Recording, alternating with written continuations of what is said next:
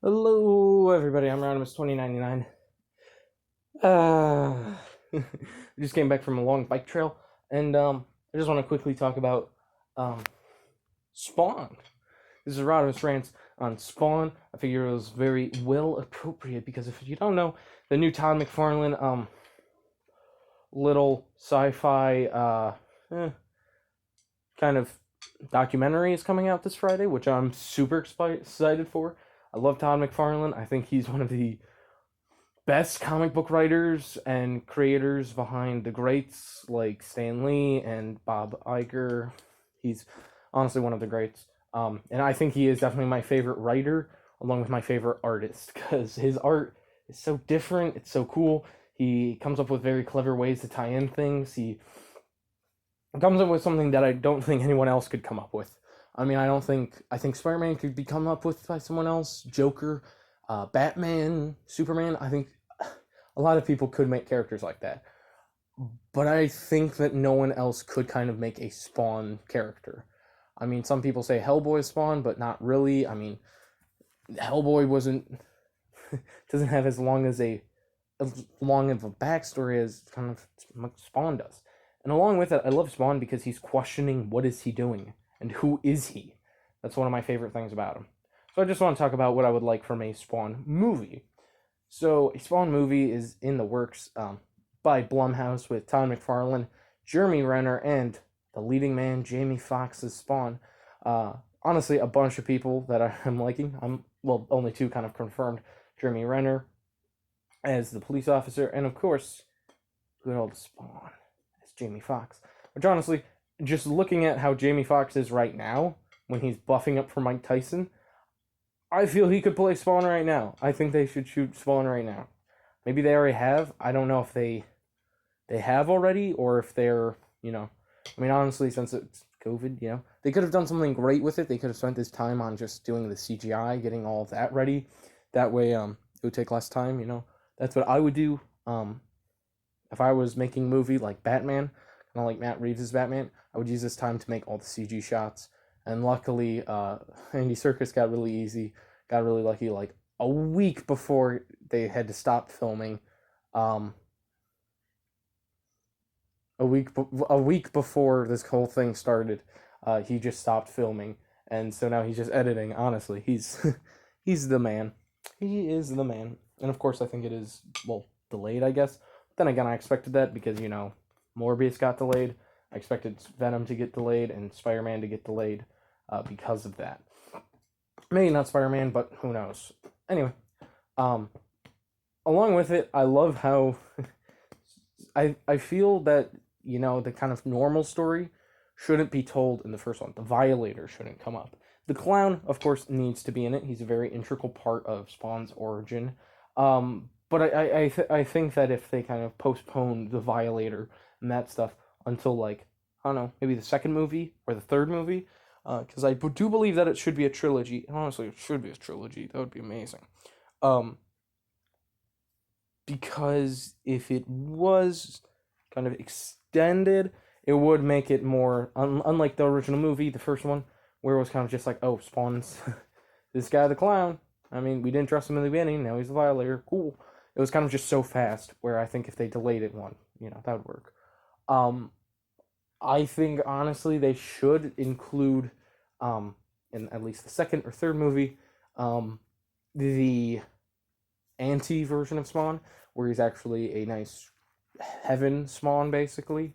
I think that would be cool as kind of like a villain on villain thing, or at least mention him, the possibility of him. Now, I think what would be great is for the first movie, kind of the introduction of Spawn, him taking out kind of big gang leaders, stuff like that. And it's kind of would be a game of a game of cat and mouse where Spawn's getting followed and um, Jeremy Renner's trying to find him. I think that could work. And then at the end they kind of meet. I think that could be cool. I think that could be cool. And of course, if they have to include like the Violator, I wouldn't be upset. I know Tom McFarlane was very stubborn about it, but it makes sense. I mean, with his other Spawn movie, it didn't turn out that well. I thought it was pretty good. Honestly, I liked it. I thought it was pretty good. But then again, that's just me as like a kid when it came out. It was pretty good. I thought it was. Um, of course, now it doesn't. It's not as good, but it's like Hellboy. When you watched Hellboy for the first time, it was amazing. But now people expect such good CGI and such good, you know, everything that you're just like, wow, why are people being so picky with it? And honestly, I think the new Hellboy movie was a perfect reboot. You know, I want to talk about that later, but it had new characters. The Lobster was mentioned. Um, it didn't follow Abe Sapien. It wasn't a trail off of the last one, and it was pretty explorative with its story, and that's what I really liked about it. Um, Again, some people hated it. I don't care. I liked it. I liked it. It's pretty good. Anyway, back to it. I really do think that this Spawn movie will be amazing. Blumhouse has been known to make fantastic movies. Um, they do make really good movies. I would really like if, I mean, it's kind of known that Blumhouse can take a really bad first movie and make it fantastic later. Purge was terrible the first movie, but then the second and third and fourth movie got really good.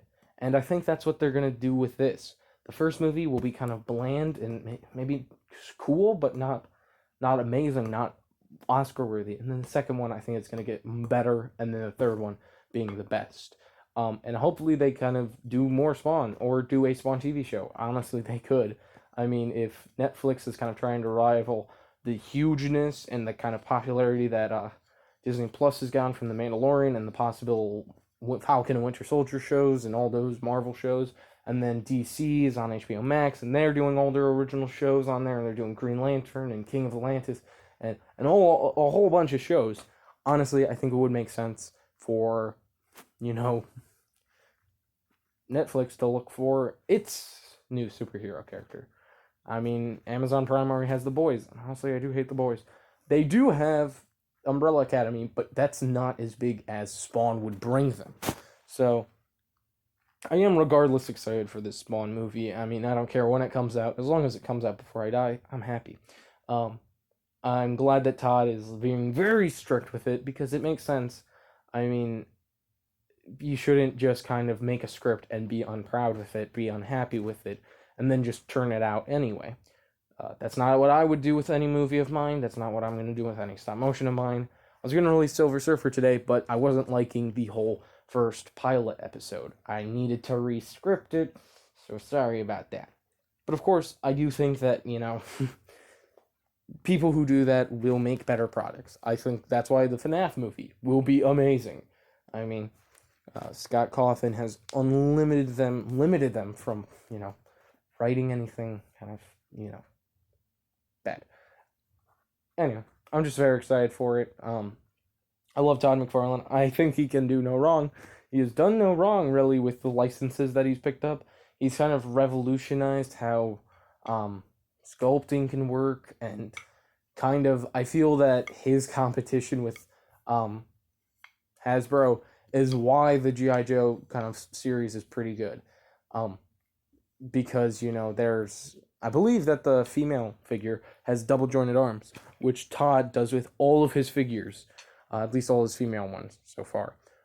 I think that pushed pushed Hasbro to be like, yeah, we need to include it now. It's kind of like even Todd is doing that, and then him doing a bunch of game ones, kind of proved to them, hey, maybe we wouldn't get Game Reverse figures at all from SH Figure Arts and Tamashii Nations if it wasn't for him. And I think, and along with it, I know this might be a little controversial, but Storm Collectibles, I feel that they were pushed by Spawn. They were pushed by Todd because he was making such good action figures for, games, and they were just making Street Fighter. They were like, hey, let's just dive into Injustice 2, let's dive into all these other games and make really good figures out of them.